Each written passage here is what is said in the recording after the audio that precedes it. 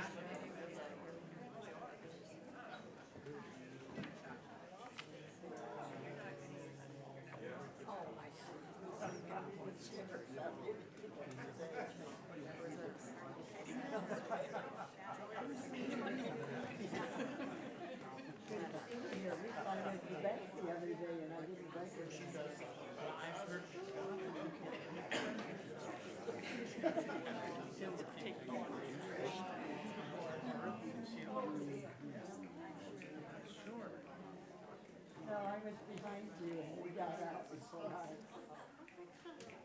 Well, I like that. They got good rates succeeding. Yes, they do. Good to see you.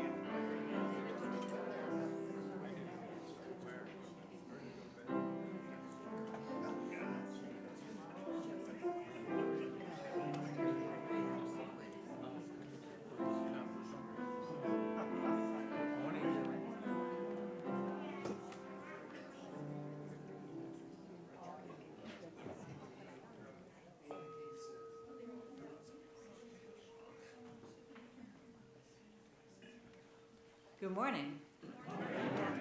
Welcome to the Unitarian Church of Lincoln. My name is Kathy Disney. My pronouns are she, her, and I am a worship associate of this church.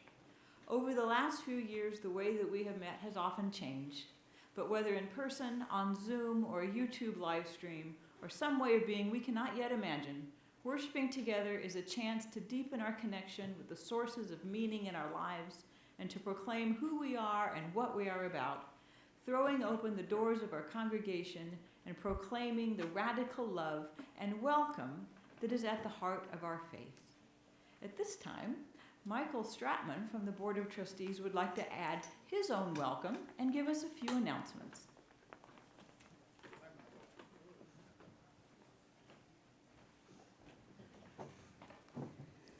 Good morning. I'm Michael Stratman, a member of the Board of Trustees. I want to offer a special welcome to those of you who are visiting for the first time. I have a few announcements to share as our church community extends beyond Sunday morning worship. I'd ask you to join us Thursday night at Antelope Park for the third Thursday evening service at 7 p.m. with our own A Street Band. Bring a blanket or a friend to enjoy the great music outdoors. The concert is free and open to the public. I don't know if you're supposed to lay on your friend or what, but that's what the script says, so we're rolling with it. But the Board of Trustees invites you to a conversation about goals for the coming church year and beyond. Join us next Friday evening and Saturday morning. Details are on a flyer in the church office or in your Friday e-blast. As a reminder, this is open to everyone. We'd like to see as many as possible there. Thank you. And don't forget to check in with a board member of the blue ribbon on their name tag if you have questions about getting your picture taken for the online database Realm. Harry Hafer will be taking photos in the middle school room after service. Thank you. And now, as a special bonus presentation, Shelley Fowler has a particular announcement and request about our RGL program. Thanks, Kathy. My name is Shelley. Hi. Hello. My pronouns are they, them. I'm a member of the RGL committee, and one of my favorite locations is back in the RGL wing with all of our children. I've been part of the RGL committee or teaching or assisting for over 30 years. You might have seen the Beacon article about how we are reimagining the RGL program this year. As we always say, how we have been together has changed, and that's also true with our young people as well. And so what we're reimagining this year is different rooms instead of ages. We're going to have different rooms of things that they can do. A quiet room, a large movement room. I get to be in charge of the messy room. So we're not looking for teachers or assistants. We're looking for people who want to hang out with the kids. We're also looking for room stewards who want to do things behind the scenes, and that would be great for people who don't want to have to deal with the kids, because that's okay, that's okay. We just want to have all the different generations get together, connecting and forming relationships. I'm at a table outside in the gallery after service. So UCL, let's show up to help our UUs grow up.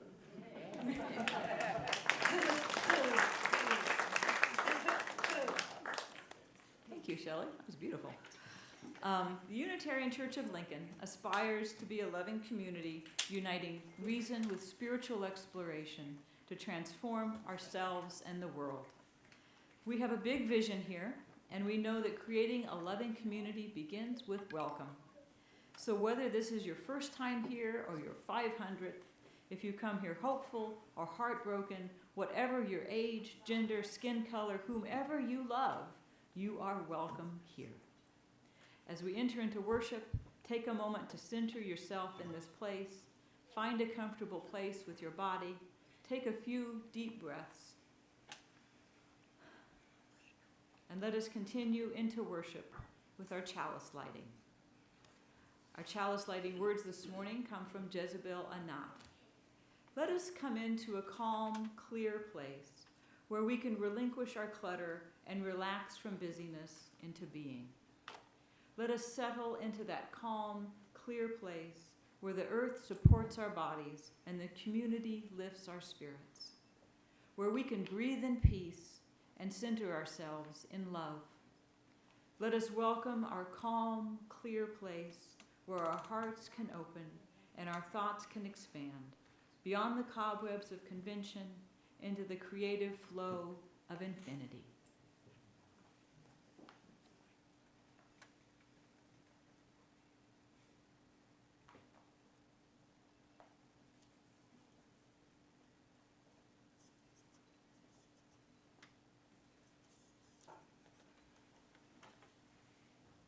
Will you please stand in body and spirit and join in singing hymn 1020 in the Teal hymnal, Wo Ya Ya. This is not a hymn that we sing very often, so Julie has graciously agreed to help lead us through that hymn. Please stand as you are able. We got this.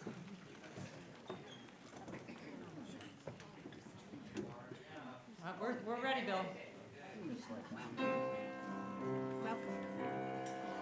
We are going, heaven knows where we are going, but we know within, and we will get there. Heaven knows how we will get there, but we know we will.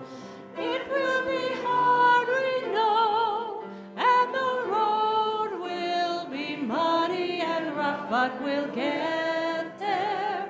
Heaven knows how we will get there, but we know we will. Wo ya ya, wo ya ya, wo ya ya, wo ya ya. We are going, heaven knows where we are going, but we know within, and we will get there. Heaven knows how we will get there, but we know we will. Wo ya ya, wo ya ya, wo ya ya, wo ya ya. Here's the fancy one. Wo ya ya ya ya, wo ya ya ya ya, wo ya ya ya ya, wo ya ya ya ya ya.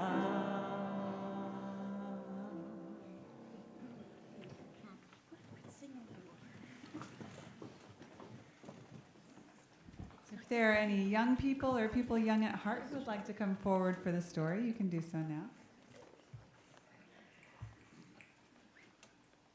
Our story today is called What the Road Said by Cleo Wade. Have you ever wanted to go in a different direction? Have you ever wondered if there was something more, something out there, something just different? I did too. And then one day I was walking my usual way home when out of nowhere, for no reason at all, almost as if it were magic, a road appeared. I could not believe my eyes, so I walked over to it and I said to the road, "Where do you lead?" And the road said, "Be a leader and find out." "How do I start?" I asked. The road smiled and said, "Well, you've already started." "Well, what happens when I get there?" "We've just begun," said the road. "Do not skip straight to the ending. Enjoy the beginning and the middle, too." "Which way do I go?" "Well, that's your choice to make," said the road. "But what if I go the wrong way?" The road curved a little, almost as if it was giving me a hug, and said, "Do not worry. Sometimes we go the wrong way on our way to the right way." "What if I get scared?" "That's okay. You're brave," said the road. "But what does it mean to be brave?" I asked. And the road guided me through a very gloomy forest. And even though I was frightened, I trusted the road, and as I took one step and then another step after that, the road gently whispered, "Being brave is when you're afraid of doing something, but you do it anyway. Do not let what scares you keep you from continuing on your path." "Will I always move forward?" "Not always," said the road. "Well, why not?" "Because sometimes you will stumble backward, and sometimes you'll stand still." "What if I fall?" "Everyone falls at some point," said the road. "But I'll always be there when you land." "What if I get lost?" There may be some days that feel long and dark, said the road, but I promise that no matter what, I will give you the evening stars and morning sun to light your way. What if I grow weary or get hurt? I'll give you trees of all shapes and sizes to shelter you when you need to rest and heal, said the road. What if I get lonely? You're never alone, said the road. What if I change?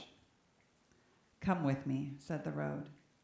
And as I moved forward, the road introduced me to a caterpillar and a family of seeds. We did not stay long. The road began taking me on a journey through the seasons. I watched summer turn to fall and fall turn to winter, and as spring was upon us, I realized we had gone in one big, beautiful circle. I looked down and found that I was standing in front of the caterpillar and the seeds once more. Only the caterpillar was no longer a caterpillar, and the seeds had turned to flowers of every color, staying in the sun. And the road then raised up to me and said, "All things grow and change. That is the magic of being alive.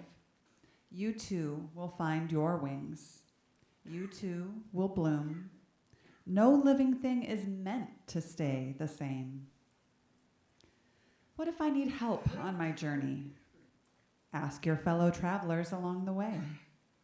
What if they're mean to me? Lead them to kindness, said the road. How? By being kind. What if they want to fight? Lead them to peace, said the road. But how do I lead them to peace? By listening to their stories, telling them yours, and reminding them that you are all on this journey together. What if the world around us is filled with hate? Lead it to love. How? By sharing the power of your love with it, said the road. What if something unexpected happens? Keep going. What if there are mountains that feel too tall to climb? What if there are rivers that feel too wide to cross? What if my heart gets broken? What if I feel stuck? What if giving up is easier? Keep going. Keep going. Keep going. Keep going, said the road.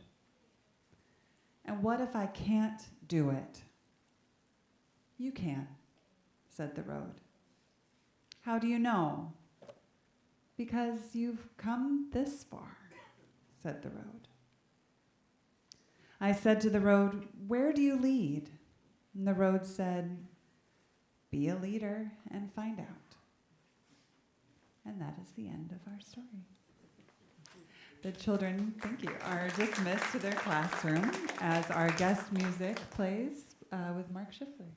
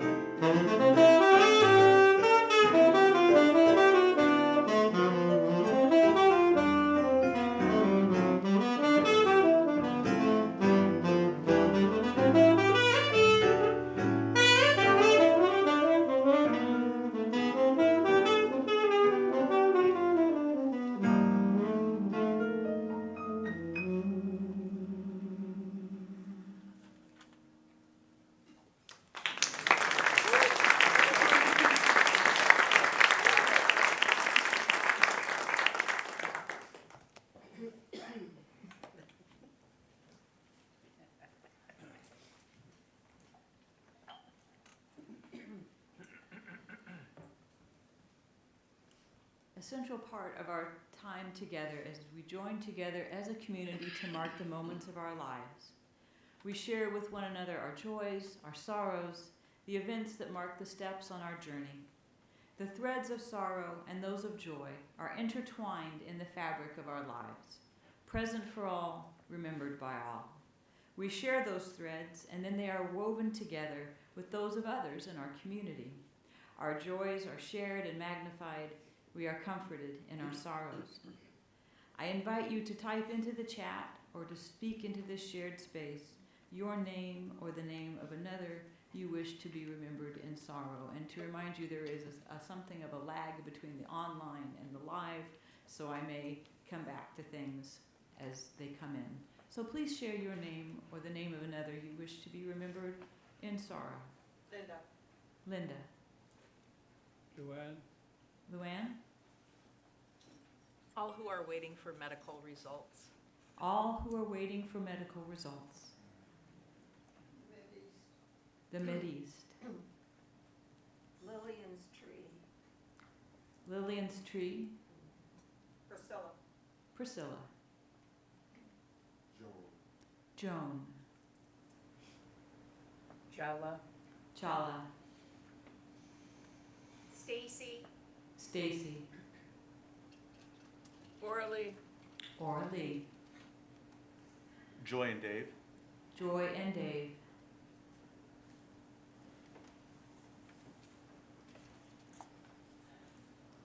In the chat, Jamie Radcliffe has a sorrow, Wendy.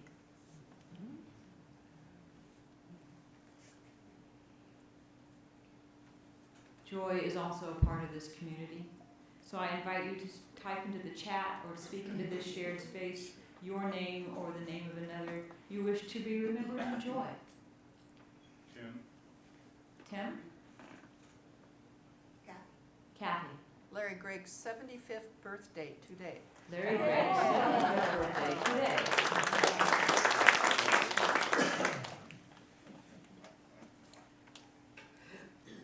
A year ago, we adopted a beagle, and now I'm Charlie Brown. Tom and Joanna adopted a beagle a year ago, and now he is Charlie Brown. Time with family. Time with family. Welcome to AJ. Welcome to AJ.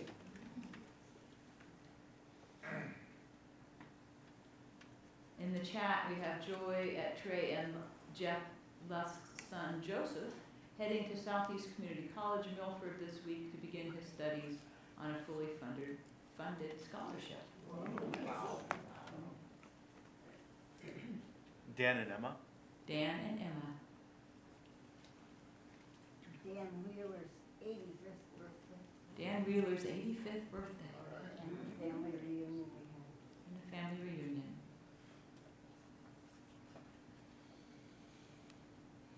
We know too that there are some joys, some sorrows that are yet unspoken but still deeply felt. Let us hold a moment of silence for everything unspoken.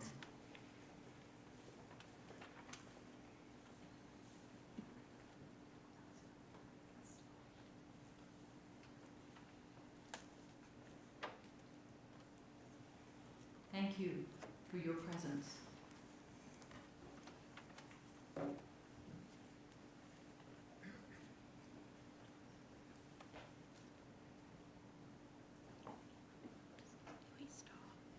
Will you join me now in a time of prayer and meditation? And our meditation this morning is from Jezebel Unmapped.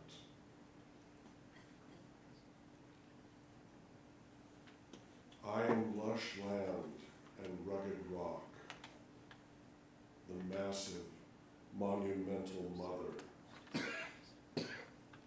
I am the founding force, the germinating ground. Touch me. I am soft as moss and hard as diamond. I am the soil of the plains, the sand of the deserts, the salt of the mountains. I am forest and canyon, jungle and tundra, verdant valley and crystal cavern.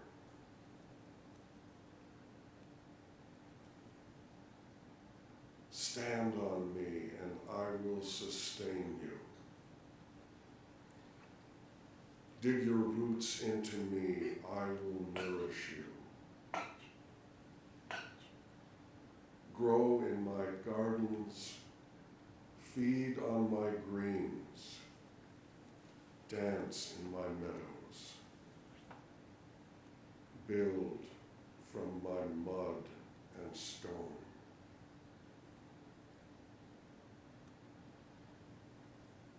I am the abundance of fertile fields, the beauty of golden lilies, the sweetness of ripe apples, the fragrance of myrrh.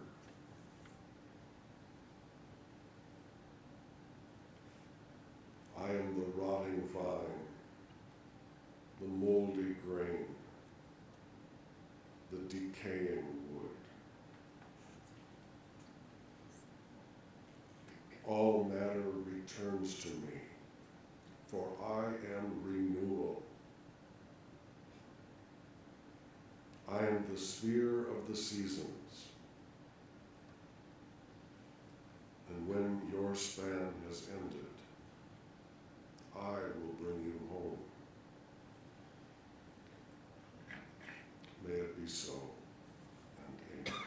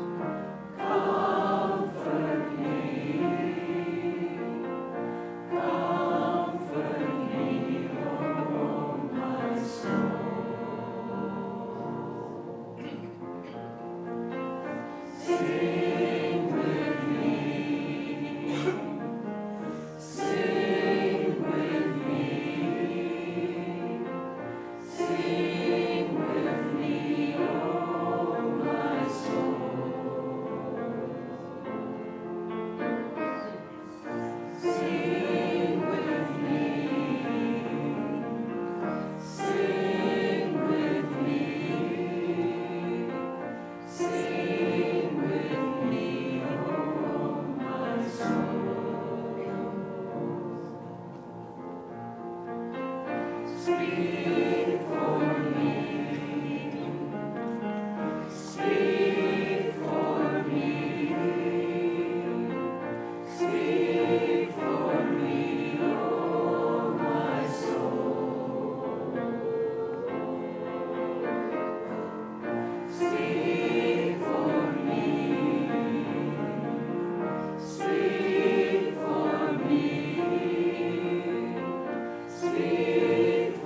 me.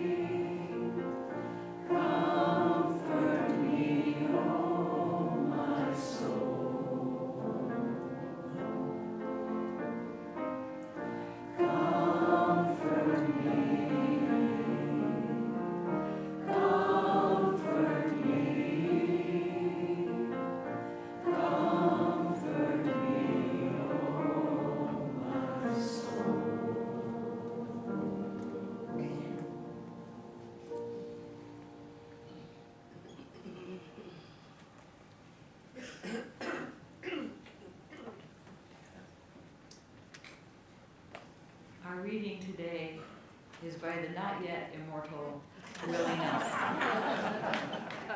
On the road again. I just can't wait to get on the road again. The life I love is making music with my friends, and I can't wait to get on the road again. On the road again, going places that I've never seen, seeing things that I may never see again. And I can't wait to get on the road again. On the road again. I just can't wait to get on the road again. The life I love is making music with my friends. And I can't wait to get on the road again. Well done. Each week, we take up a collection to support the work of this church and our partners in the community. We do this because just as we all grow in our participation in this community, we all give back through our time, our talent, and our treasure. As the next piece of music plays, our ushers will pass the offering plates. You can also give by texting UC Lincoln and the amount to 73256. That's UC Lincoln and the amount to 73256. The offering will now be gratefully received.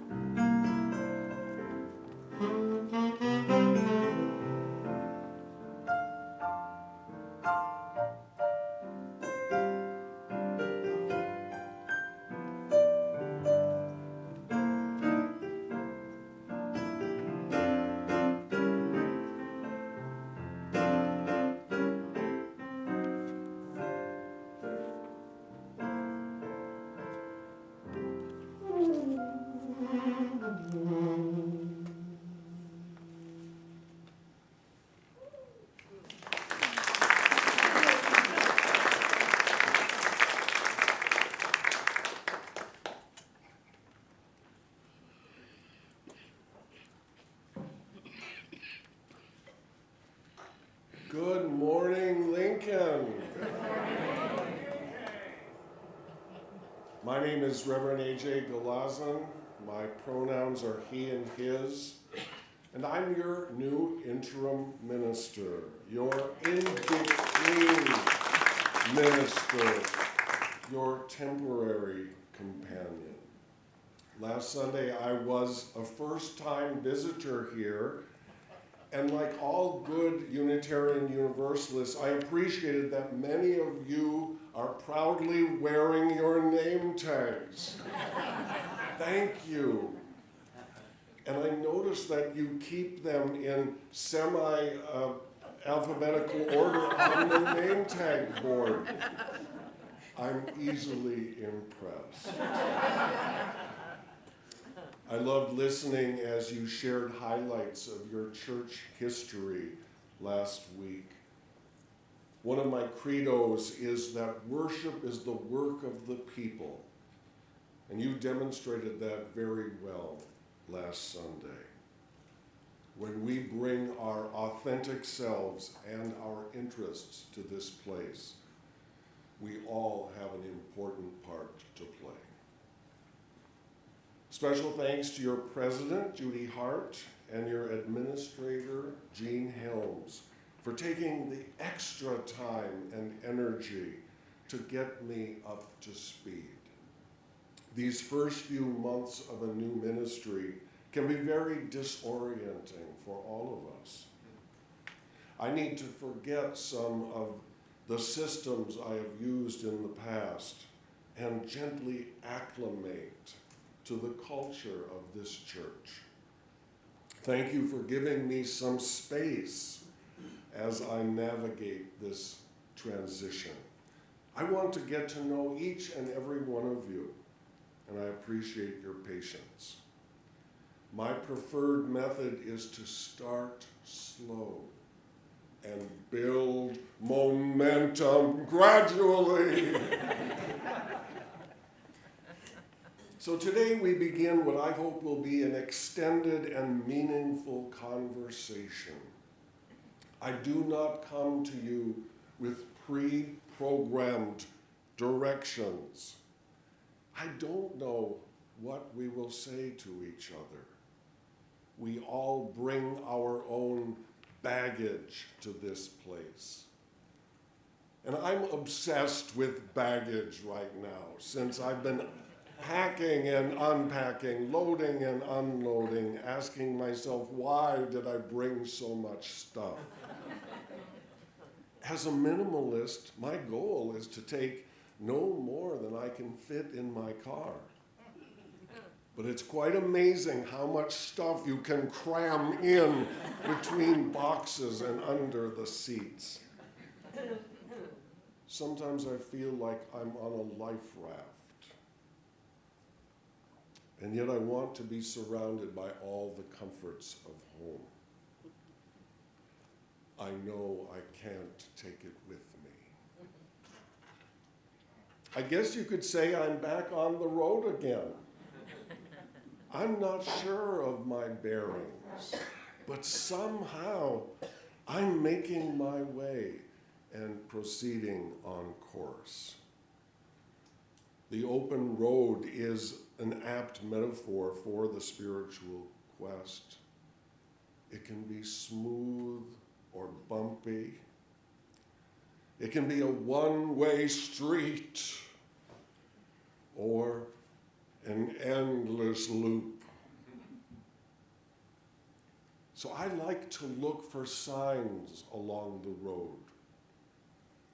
Signs help orient me to where I am and point out the attractions and oddities along the way. I love signs. I collect signs. Please point out any signs that I may have missed. Many years ago, I was driving south on I-35 and came to a sign that said, "Welcome to Iowa, a place to grow," to which someone had scribbled, "corn." Now, I realized the humor and wit of this anonymous prankster as I passed mile after mile of rolling green cornfields. But years later, now I wonder, Was the writer a proud Iowan sharing self-deprecating commentary? Or was this an example of over-the-top Minnesotan snarkiness? With all signs, it's important to consider the source. And thank you for welcoming me on your wayside pulpit sign. I did notice that. The real estate mantra of location, location, location argues that if all other things are equal, a property's location will determine its value. The more desirable locations bring higher prices. Lately, I've been thinking about location as a function of my theology, the way I talk about spiritual value. Different locations may offer different returns from the universe. So today I want to talk about three kinds of location. First, social location. The diverse identities that we bring into this congregation. Second, inherited or adopted location. The places we have inhabited that have formed us over time. And finally, our beloved location, this community we call our spiritual home.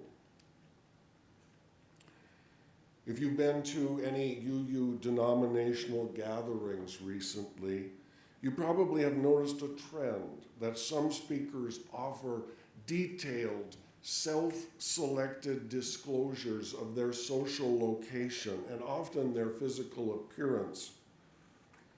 So it's now my privilege and my burden to put into words who I am and what I represent. And the important thing is that I do it in my own way.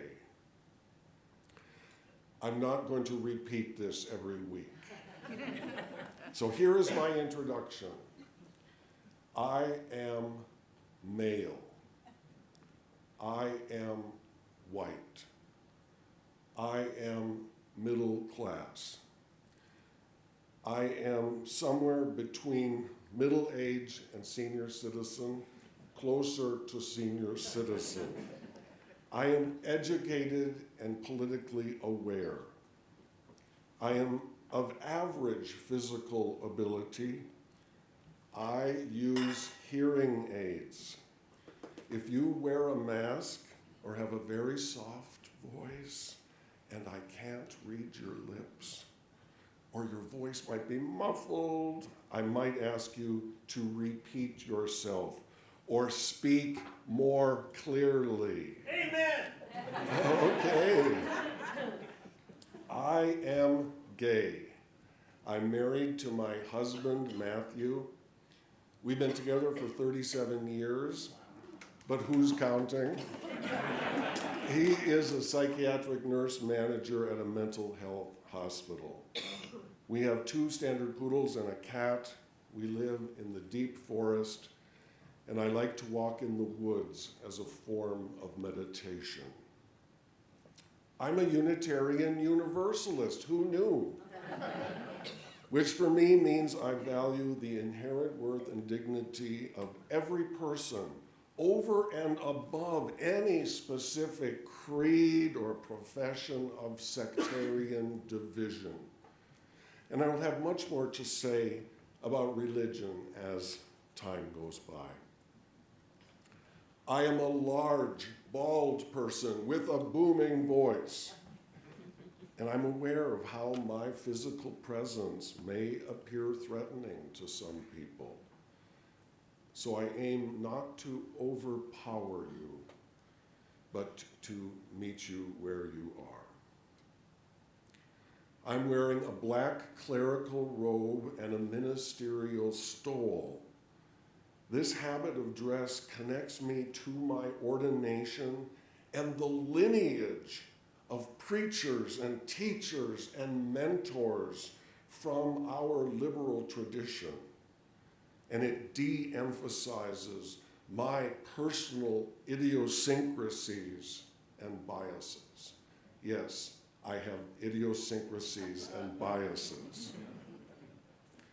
As your contracted interim minister, I am directly accountable to the board of this congregation, to the collegial ethics of the Unitarian Universalist Ministers Association, to the oversight of the UUA Ministerial Fellowship Committee, and to the interdependent web of all existence, of which I am a part. Amen.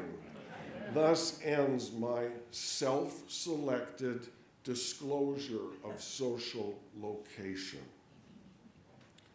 Now, there can be an issue with self-selected disclosure. It may reveal a bias that we are unaware of. What we don't say about ourselves sometimes can speak more loudly than what we do say. And that's where our formative locations, the communities that helped shape us, come into play. I've lived in 3 primary permanent places in my life: Bloomington, Minnesota, Minneapolis, Minnesota, and Cornucopia, Wisconsin. I grew up in Bloomington, Minnesota, which was an almost all-white suburb of Minneapolis with a great school system and beautiful parks. My family was Catholic, and I went to church every Sunday and every holy day. And the people I knew in school were 48% Catholic, 48% Lutheran, and 2% all others. I knew 1 Mormon, 1 Baptist, 1 Episcopalian, 1 Methodist, 1 Presbyterian, 1 Congregationalist, and 1 Jewish person. Bloomington is known as the home of the Mall of America, a huge shopping center that is still getting bigger. And at first, I was vehemently opposed to the Mall of America. Do we really need even more of the same retail and commercial outlets? But over the years, I've changed my tune. I still love Main Street. I support it wherever it exists and thrives, and I've found already a lot of Main Street here in Lincoln. But the Mall of America is a unique smorgasbord of people watching. I don't know of any other place where such a reliable diversity of humanity passes right before you. Maybe Times Square. Bloomington is now a multicultural, even international city. And there are great places to eat, too. When I left the suburbs and moved to the inner city of Minneapolis, I worked with people hovering at the poverty line. I lived in neighborhoods where murders occurred every other week. I marched in pride parades and got to know a variety of people who led less privileged lives from my point of view. I ran for city council and lost. For more than 20 years, I worked in nursing homes with the elderly, disabled, and people at the end of life, helping people apply and navigate Medicare, Medicaid, Social Security, and health insurance. Minneapolis was also where I discovered Unitarian Universalism. I was a volunteer delivery driver for our local LGBTQ newspaper. And one of my drop-in places was something called the First Universalist Church of Minneapolis, which was also the oldest church in the city. And at that time, 99% of all religious groups were hostile to the gay community. I'm not kidding. I was intrigued, and I eventually found the courage to attend a service at First Universalist. I found a place to call home. My husband and I eventually wanted a change of pace, and we moved from the city after several decades to my grandparents' house in northern Wisconsin. I'm the fourth generation to live in my little town. Adjusting to rural life as a gay couple was at times scary. We were open and obvious, but at the same time, isolated and alone. It's a truism that everyone knows everyone's business in a small town. And eventually, we accepted the customs. For example, people wave at each other in the country, and you would be considered very strange to do this in the city.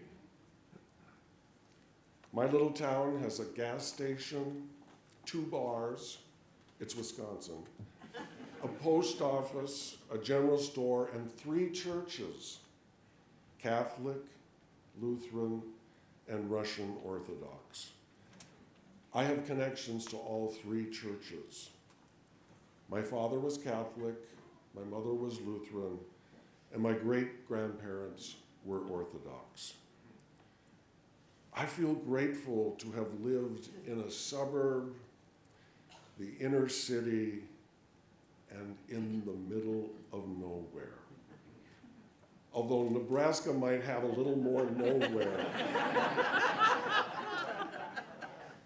I went to seminary to enrich my religious vocation. Ministry moved me to Ottawa, Ontario, the capital of Canada, to Denton, Texas, a boom town on the edge of the Dallas Metroplex, to Ames, Iowa, a college town in Middle America, and now here to Lincoln, Nebraska.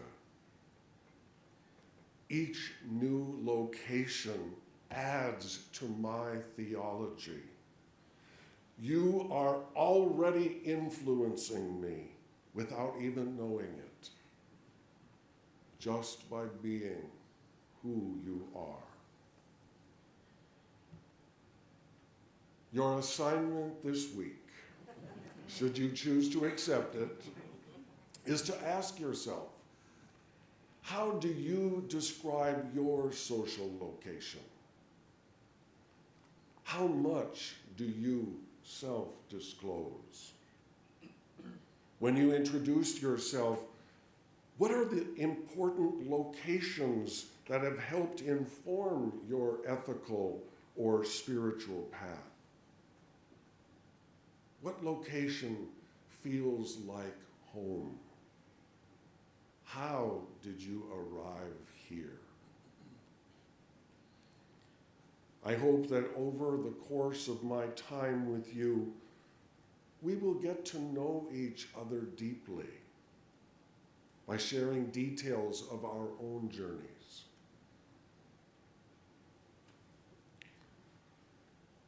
By working together on this road that we now share. This could begin a powerful exchange of human energy, honoring both the privileges and accepting the burdens of self-selected disclosure. But please don't worry, this is not a test, and you really can't take it by yourself. it takes a community. May it be so, and amen. Please rise now in body or spirit for our closing hymn. And it is 1064, Blue Boat Home.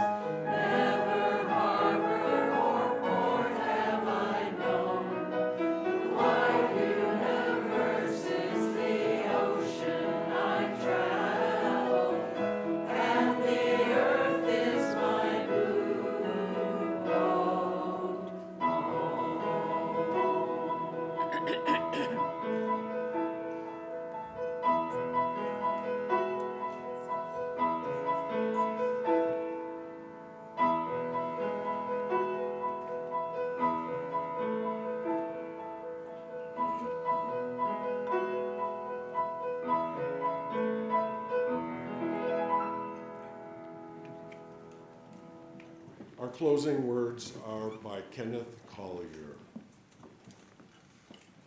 I sit in my garden and contemplate the depth and profundity of the universe. And all the while, the wind blows gently from the hills and teases the leaves and flowers and brushes my hair. A hummingbird visits the bright red sage, and gnats hover in the warm air. What need is there of profundity? Everything I need is here. Go now in peace.